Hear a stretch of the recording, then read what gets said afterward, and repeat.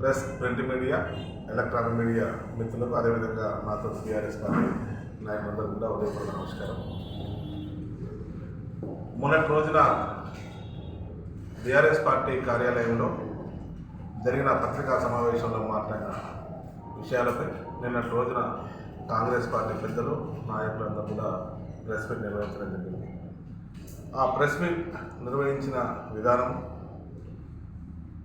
ఏదైతే ఉందో ఆ విషయంలో అయ్యా సిరిసిల్ల నియోజకవర్గ ఇన్ఛార్జ్ కేకే మహేందర్ రెడ్డి గారికి విషయానికి వస్తే, నేను కులపరంగా అక్కడ ఏదైతే మా వార్డుకు సంబంధించిన వ్యక్తి బయలు అమర శ్రవంతులు వ్యక్తిగత కారణాలతో ఆత్మహత్య చేసుకున్నారని చెప్పి మాట్లాడిన ధర్మిల, అది నేను దాన్ని ఖండించడం జరిగింది.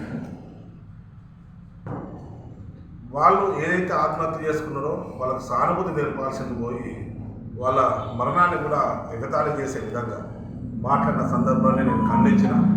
దానికి నిన్న జరిగిన ప్రెస్ మీట్లో, కాంగ్రెస్ పార్టీ ప్రెస్ మీట్లో, మీ అందరి చిట్టాలు మా దగ్గర ఉన్నాయి, మేము కూడా సినిమా చూపిస్తామని చెప్పి మా నాయకుడు మాట్లాడుతున్నారు. అయ్యా మా అందరి చిట్టాలు మీ దగ్గర ఉన్నప్పుడు మీ అందరి చిట్టాలు కూడా మా దగ్గర కూడా ఉంటాయి. రాజకీయాలలో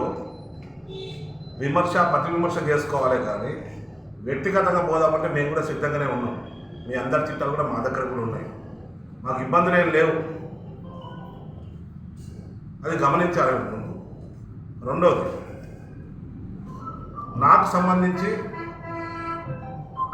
అపర మేధస్సు కలిగిన హైకోర్టు అడ్వకేట్ లాయర్ గారు ఎవరైతే సిరిసిల్ల ఇన్ఛార్జ్ కేకే మహేందర్ రెడ్డి గారు ఉన్నారో, వాళ్ళ చెంచా నాకు సంబంధించిన వ్యక్తిగత నా వ్యాపారం అది 6 సంవత్సరాల క్రితం జరిగింది.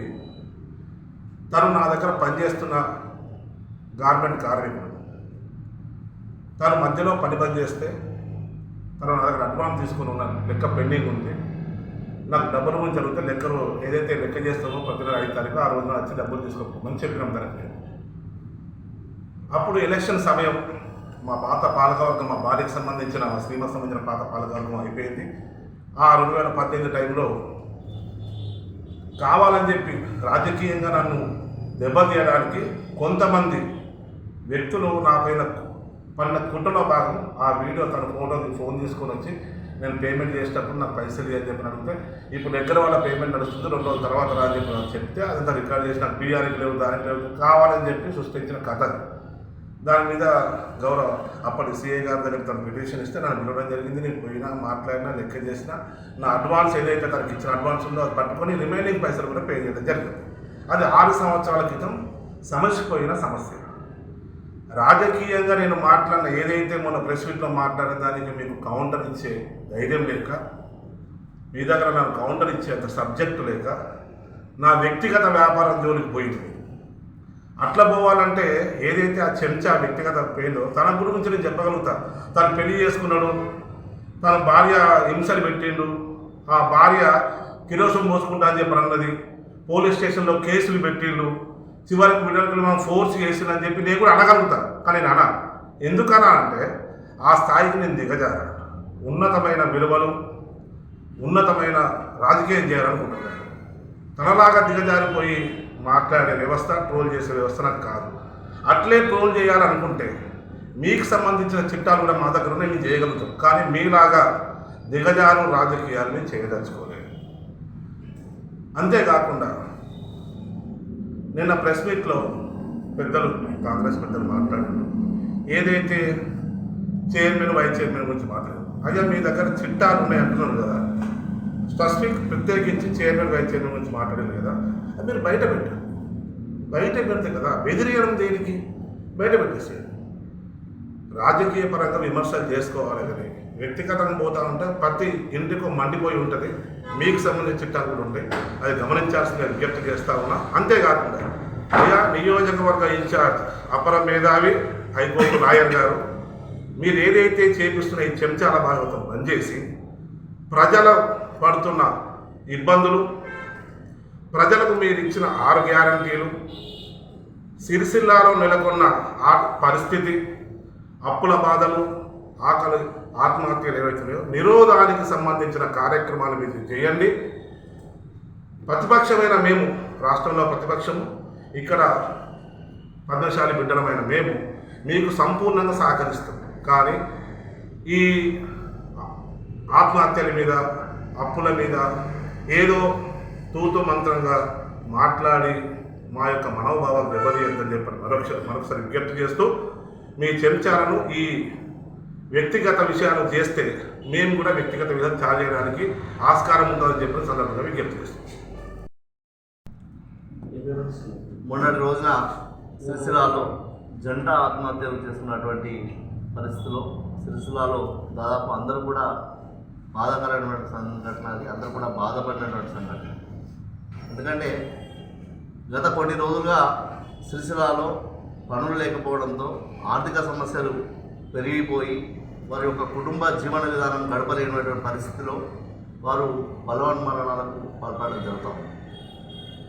దీన్ని ఆ జరిగినటువంటి చావులను కూడా వాళ్ళు బలవన్మరణాలను పొంది ఆత్మహత్య చేసుకుంటే కూడా వ్యక్తిగత కారణాలతో చనిపోయారని చెప్పి చెప్తూ వారిని ఎద్దేవా చేసే విధంగా మాట్లాడుతున్నారని చెప్పేసి మొన్న మా బీఆర్ఎస్ పార్టీ నాయకులు ప్రెస్ మీట్ ద్వారా దాన్ని ఖండించడం జరిగింది.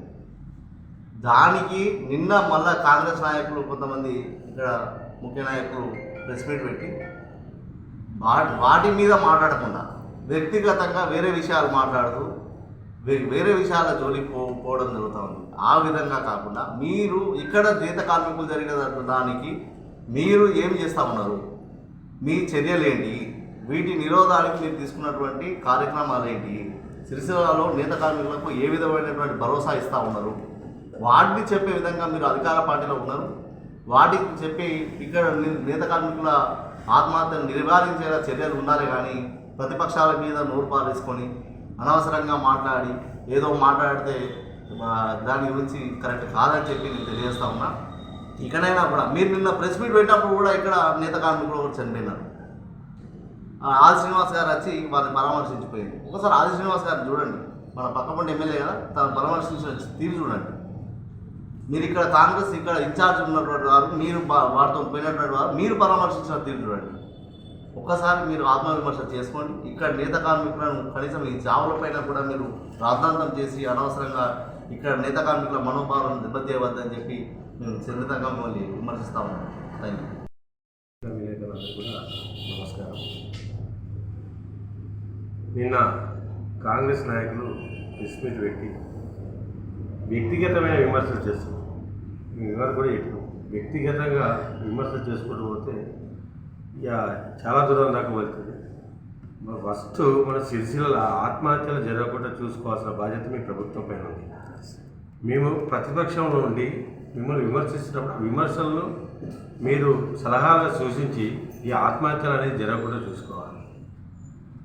అలా కాకుండా గత 11 నెలల నుంచి పద్మశాలీలకు, చేనేత కార్మికులకు వృత్తి లేక ఆకలి చావులకు చనిపోతూ వాళ్ళు ఆత్మహత్య చేసుకుంటే వ్యక్తిగతమైన ఆత్మహత్యలు అని చెప్పి మీరు ప్రెస్ మీట్ పెట్టి మాట్లాడేంతవరకు కరెక్ట్. ఒక్కసారి ఎవరైతే చనిపోయారో వారి బంధువులు, వారి భార్య పిల్లలు అడిగితే వాళ్ళే చెప్తారు వ్యక్తిగత కారణాలతో చనిపోయారా లేక పని లేక ఉపాధి లేక చనిపోయారా అని చెప్పి మీరు కూడా ఒకసారి ఆత్మవిమర్శ చేసుకోవాల్సిన అవసరం ఉంది.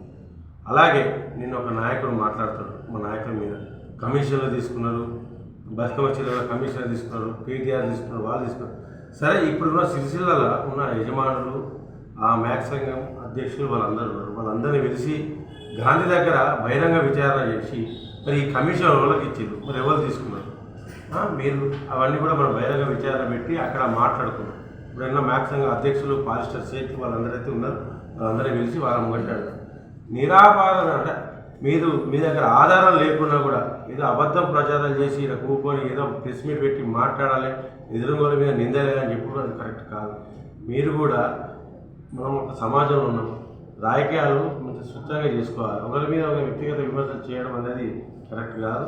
మీరు మానుకోవాల్సిన అవసరం ఉంది. మాకు కూడా అట్లా వ్యక్తిగత విమర్శలు చేయాలని చాలా ఉంది.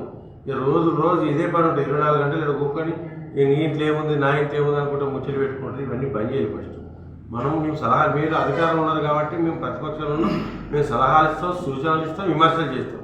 ఆ విమర్శల మీద సలహాలు తీసుకొని ప్రభుత్వ పెద్దలకు ఇచ్చుకుంటే మీరు పనిచేయాలి. 11 నెలల నుంచి ఇలా పని లేక అయ్యో రామా అనుకుంటే మేము ఎడుతుంటే దాన్ని మీరు అది చేసుకుంటా ఇది చేసుకుంటా ఇదేం లేదు అది లేదు ఇది లేదు సీట్లు బతికినట్టు సీట్లు బతికితే ఇప్పుడు ఆత్మహత్యలు ఎందుకు జరుగుతున్నాయి? గత ప్రభుత్వంలో మా ప్రభుత్వంలో ఎక్కడైనా ఆకాంక్షలు జరిగినాయా 9 ఏళ్ళ కాలంలో? సిరిసిల్లకు వచ్చిన 100 డిపోలు తీసుకొని విమలాడ పెట్టిలు. సిరిసిల్లలో సాంచులు ఉంటాయి, సిరిసిల్లలో 25,000 పవర్ లూమ్స్ ఉంటాయి, దగ్గర 50,000 సాంచులు ఉంటాయి, 15,000 మంది కార్మికులు ఉంటారు. 50 డిపోలు తీసుకొని విమలాడ పెట్టినప్పుడు మీరు మాట్లాడరా? మీరు కాంగ్రెస్ నాయకులు కారా? మీరు అధికారులు విమలాడలో ఏమైనా సాంచులు ఉన్నాయి, పవర్ లూమ్స్ ఉన్నాయి? మీరు బాగా మాట్లాడుతుంది పీడ కూకొని దయచేసి 100 డిపో కూడా సిరిసిల్లలో ఏర్పాటు చేయడం మీ అంత ప్రయత్నం చేయండి. మేము కూడా సహకరిస్తాం. మేము కూడా అఖిలపక్ష మీటింగ్ పెట్టి 100 డిపో సిరిసిల్లలో ఏర్పాటు చేయండి. 100 డిపో ఏర్పాటు చేస్తే కూడా కొంత కార్మికుల పని కలుగుతుంది కదా. అట్లా కాకుండా వ్యక్తిగత విమర్శలు చేసుకుని మానుకోవాలని చెప్పి మేము ప్రెస్ క్లబ్ వేదికగా మిమ్మల్ని హెచ్చరిస్తాం.